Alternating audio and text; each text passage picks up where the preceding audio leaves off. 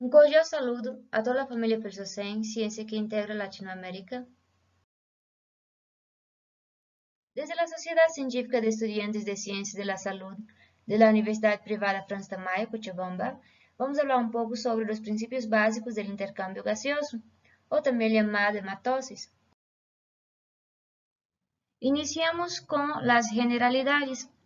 Desde lo que son los bronquiolos terminales, los bronquiolos respiratorios, los conductos alveolares, los atrios, los sacos alveolares y los alvéolos, esto en conjunto es la unidad respiratoria y es ahí donde ocurre la difusión de gases, gracias a su membrana especializada. Este conjunto también puede ser llamado acinus y lobulillo respiratorio. Y aquí es donde va a producir el intercambio gaseoso, pasando el oxígeno desde los alvéolos hacia la sangre capilar y el CO2 desde la sangre capilar hacia los alvéolos, gracias a la difusión gaseosa. Para que produzca el intercambio gaseoso va a necesitar una fuente de energía. Esa fuente de energía proviene del movimiento cinético de las propias partículas o del movimiento aleatorio de ellas, obedeciendo el gradiente de concentración. Como ustedes pueden ver, partió de un gradiente de mayor concentración hacia un gradiente de menor concentración. Como ya hemos mencionado, para que haya una difusión neta de gas en una dirección es necesario obedecer un gradiente de concentración, yendo de un compartimento de mayor concentración hacia uno de menor concentración. Eso se ve evidente porque el gradiente que tiene mayor concentración tiene mayor cantidad de moléculas y de menor concentración menor cantidad de moléculas.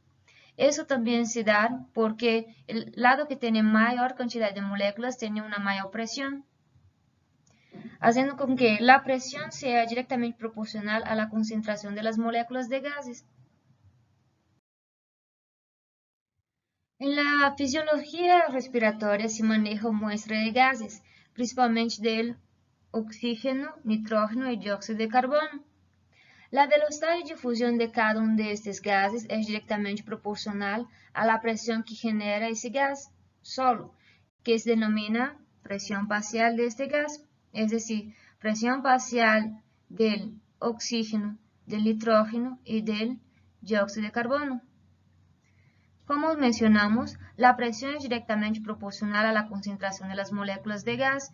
Cuanto más moléculas de gas, mayor será la presión ejercida por este gas solo.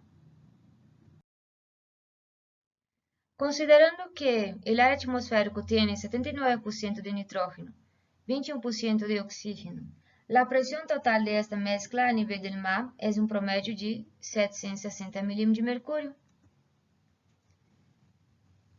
Por tanto, el 79% de los 760 milímetros de mercurio va a ser 600 milímetros de mercurio de nitrógeno y de los 21% va a ser 160 milímetros de mercurio para el oxígeno. Eso significa que el nitrógeno tiene una presión parcial individual de 600 milímetros de mercurio y el oxígeno tiene una presión parcial de 160 milímetros de mercurio. Las presiones parciales de los gases individuales en una mezcla se señala por estos símbolos. Como ustedes pueden ver, presión parcial del oxígeno, presión parcial del CO2, presión parcial del nitrógeno, presión parcial del agua y presión parcial del helio. Los factores que determinan la presión parcial de un gas disuelto en un líquido no está dada solamente por el gradiente de concentración, pero también está dada por el coeficiente de solubilidad del gas. En esta fórmula vemos que la presión parcial del gas es directamente proporcional a la concentración de gas disuelto y inversamente proporcional al coeficiente de solubilidad del gas. Es decir, que cuanto más gas tenemos, mayor será la presión parcial del gas y cuanto mayor sea la solubilidad del gas, menor va a ser la presión parcial del gas. Y eso va a ser expreso por la ley de Henry. Cuando la presión parcial se expresa en atmósfera de 760 milímetros de mercurio y la concentración se expresa en volumen de gas disuelto en cada volumen de agua, los coeficientes de solubilidad de los gases va a ser esos expresados en la tabla. Y es decir, que el CO2 va a tener 20 veces más solubilidad que el oxígeno, y el oxígeno va a ser más soluble que el monóxido de carbono. La difusión de gases entre la fase gaseosa de los alvéolos y la fase disuelta en la sangre pulmonar está dada porque la presión parcial de cada uno de estos gases en una mezcla de gas respiratorio alveolar tiende a hacer que las moléculas de ese gas se disuelvan en la sangre de los capilares alveolares. Por el contrario, las moléculas del mismo gas que ya están disueltas en la sangre están rebotando de manera aleatoria en el líquido de la sangre, y algunas de esas moléculas que rebotan escapan de nuevo hacia los alvéolos, y eso va a hacer con que la velocidad a la que escapan es directamente proporcional a su presión parcial en la sangre.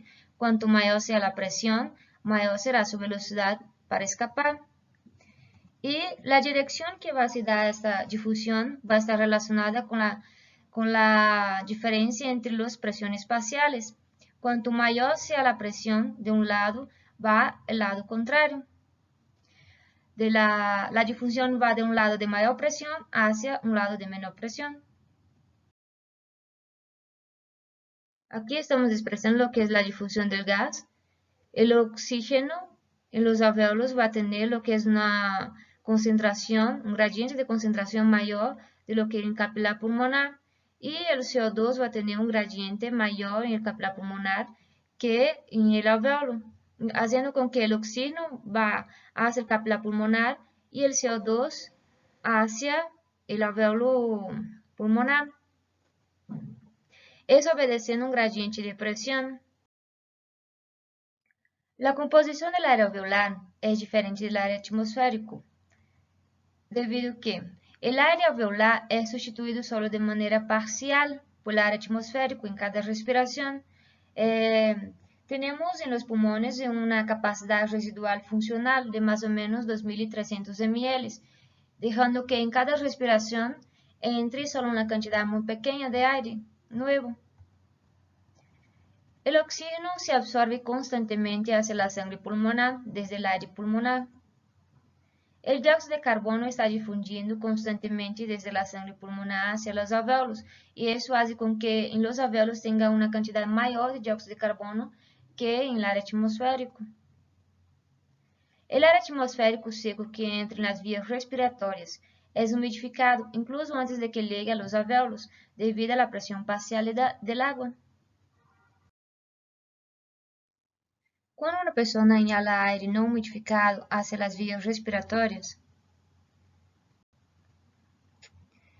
el agua se evapora inmediatamente desde la superficie de las vías aéreas y humidifica el aire. Eso se debe al hecho de que las moléculas de agua, al igual que las moléculas de los diferentes gases disueltos, están escapando continuamente de la superficie del agua hacia la fase gaseosa. La presión parcial que ejerce las moléculas de agua para escapar a través de la superficie se denomina presión de vapor de agua.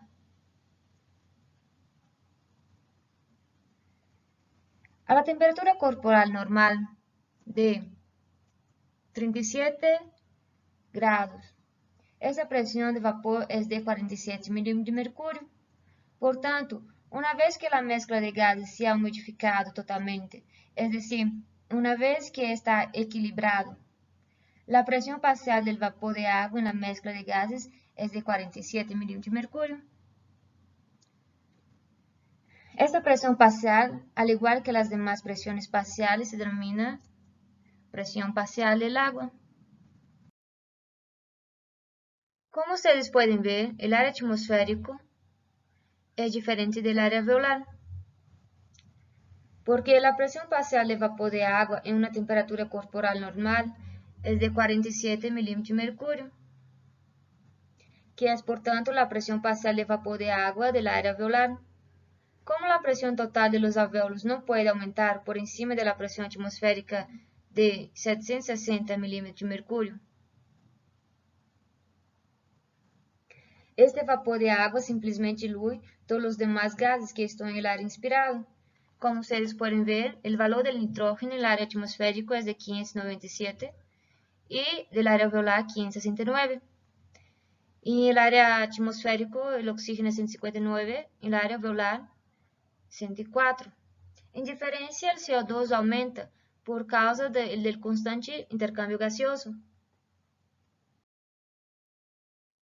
Además de la diferencia de presión, hay diversos factores que afectan la velocidad de difusión del gas en un líquido, como la solubilidad del gas en el líquido, el área transversal del líquido, la distancia a través del cual debe difundir el gas, el peso molecular del gas y la temperatura del líquido.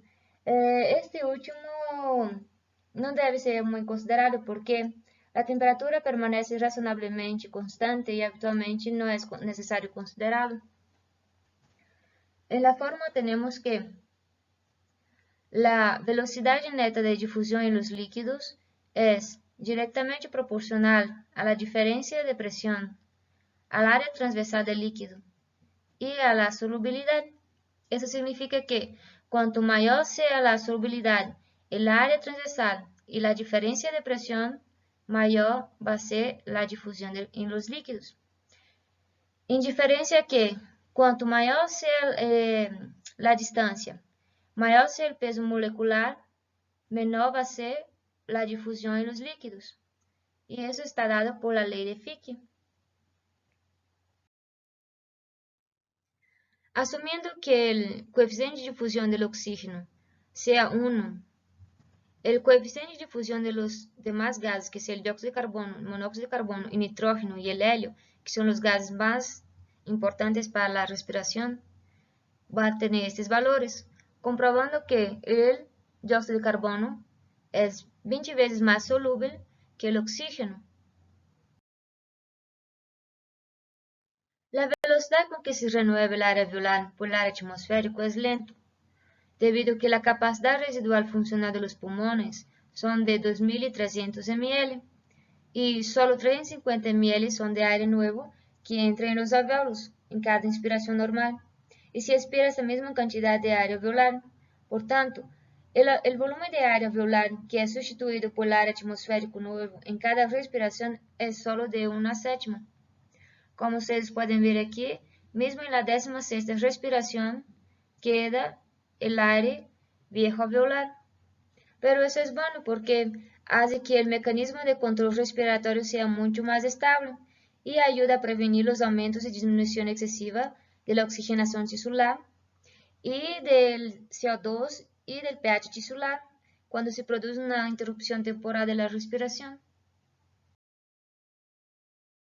Como ustedes pueden ver acá, la ventilación alveolar normal está dada en un porcentaje de 100%. Después mismo de 60 segundos, aún no ha intercambiado toda ventilación alveolar. Y un paciente que está haciendo ejercicio físico va a aumentar 2 veces más la ventilación alveolar, produciendo que va a tener un intercambio en 50 segundos. Y a una persona que está en la mitad del normal de la ventilación alveolar va a pasar por bien más tiempo haciendo lo que es el intercambio y la renovación del área alveolar.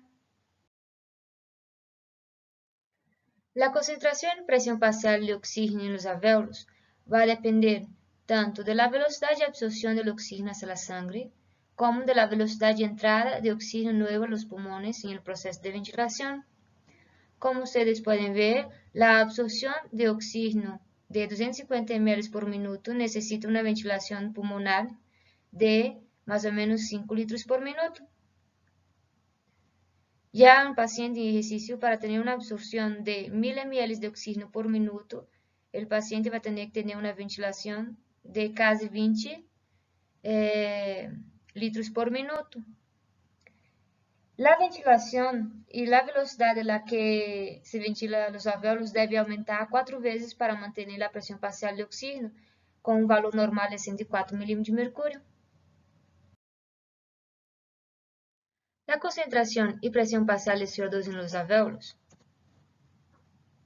es de 40 milímetros de mercurio.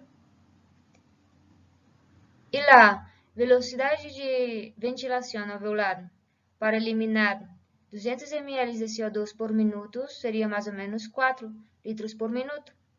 E um paciente que tenha uma excreção de CO2 de 800 ml por minuto vai ter que ter uma ventilação alveolar de mais ou menos 17 a 18 litros por minuto.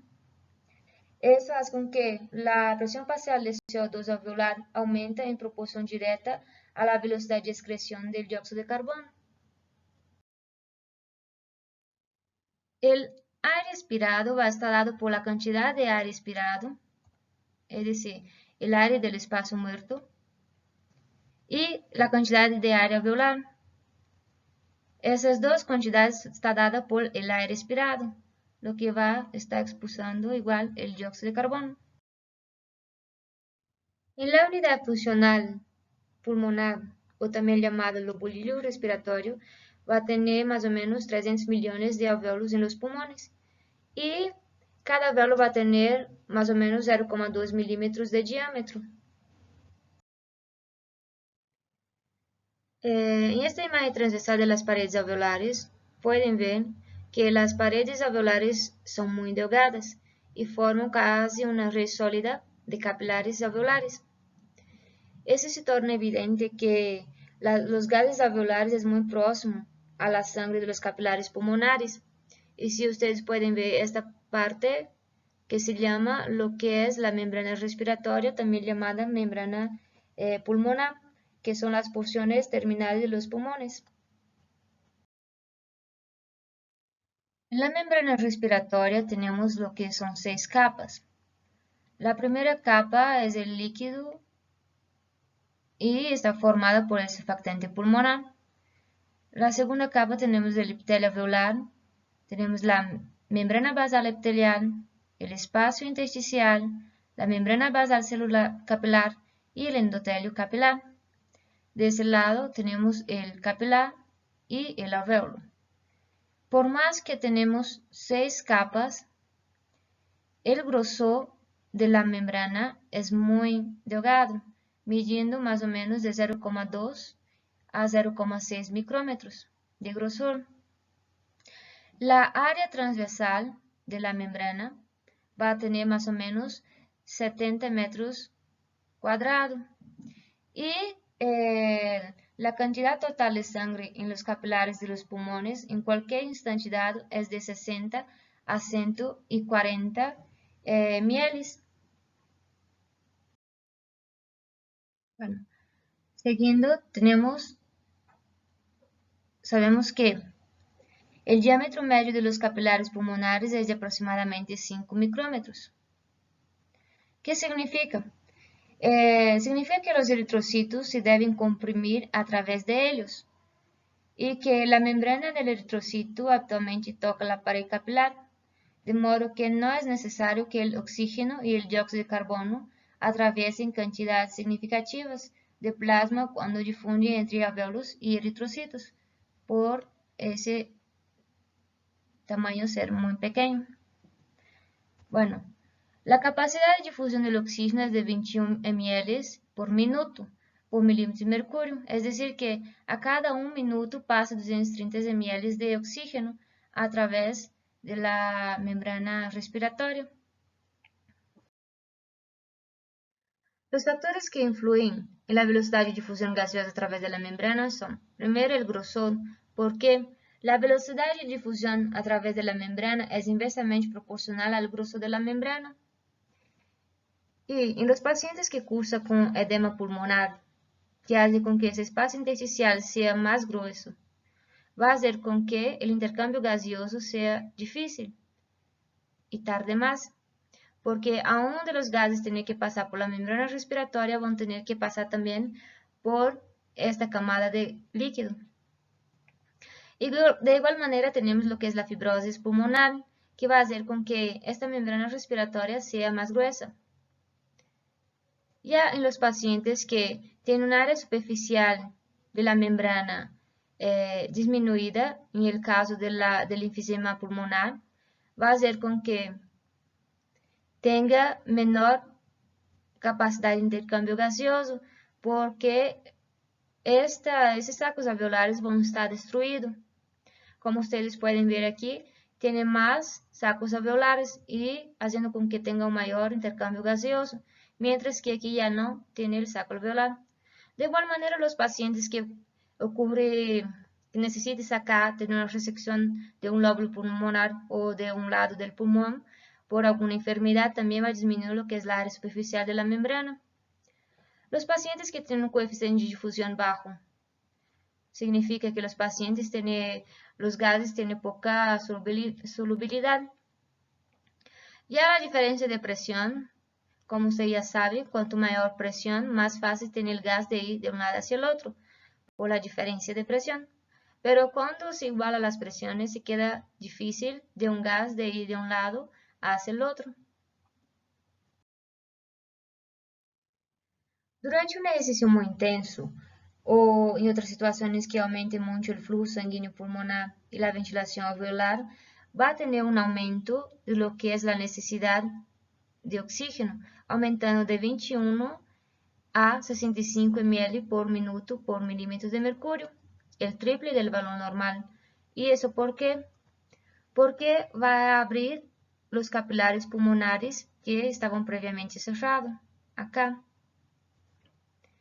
Y también va a mejorar el equilibrio entre la ventilación de los alvéolos y la perfusión de capilares alveolares en la sangre. Es decir, que va a mejorar tanto el aumento de la perfusión como de la ventilación alveolar. La capacidad de difusión del CO2, como ya hemos visto, es 20 veces mayor que el de oxígeno. En un paciente en reposo va a tener más o menos de 400 a 450 ml por minuto por milímetro de mercurio, como ustedes pueden ver. Y un paciente haciendo ejercicio físico va a tener una excreción de más o menos de 1200 a 1300 ml por minuto por milímetro de mercurio. El efecto del coeficiente de ventilación-perfusión sobre la concentración del gas alveolar está dado por la velocidad de ventilación alveolar, la velocidad de transferencia del oxígeno y del dióxido de carbono a través de la membrana respiratoria, que va a estar dada por ventilación, la relación ventilación-perfusión. Cuando esas presiones parciales alveolares de oxígeno y dióxido de carbono tienen una relación ventilación-perfusión igual a 0, significa que no está teniendo una buena ventilación, es decir, que no está llegando suficiente oxígeno en los alvéolos. Y eso va a hacer con que la presión parcial de CO2 sea 45 milímetros de mercurio, manteniendo, y la presión parcial del oxígeno de 40 milímetros de mercurio, teniendo una presión igual a la presión venosa, porque no está llegando suficiente oxígeno a la sangre. Cuando las presiones parciales alveolares de oxígeno y de dióxido de carbono tienen relación ventilación-perfusión igual al infinito, significa que no está teniendo una buena perfusión del capilar alveolar, no teniendo lo que es el intercambio gaseoso, haciendo con que ni el oxígeno entre hacia el capilar alveolar y tampoco salga el CO2 hacia los alvéolos, haciendo que la presión parcial del CO2 en los alvéolos sea 0 y la presión parcial de oxígeno en los alvéolos sea 149, igual al valor de los gases humidificados.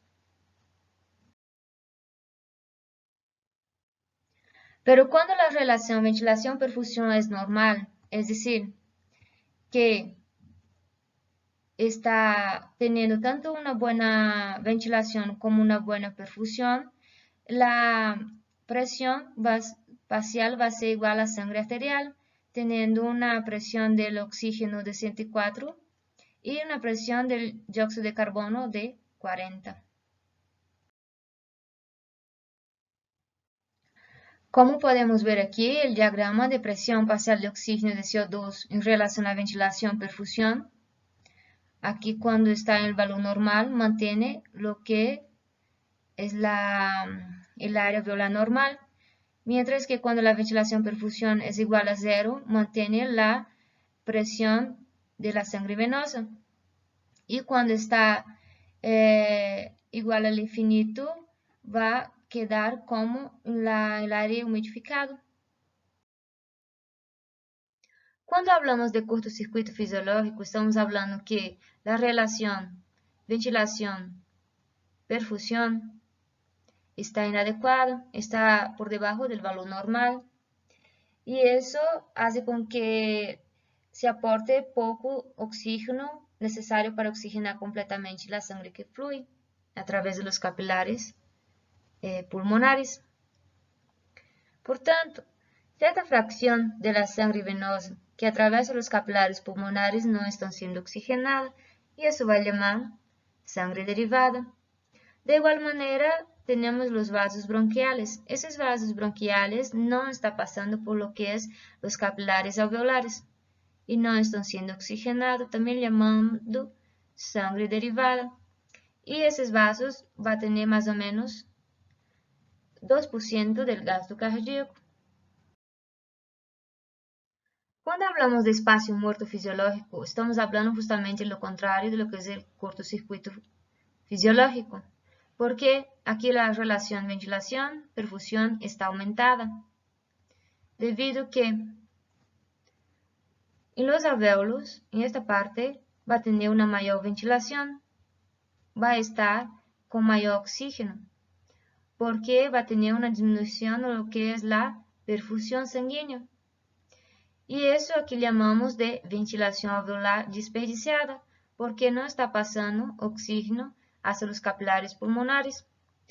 Juntando essa sangre desperdiciada que não está passando, junto com o espaço morto anatômico, esses dois vão formar o que é o espaço morto fisiológico. La bibliografía se puede encontrar en la 11ª edición del Tratado de Fisiología Médica de Guyton. Y muchas gracias.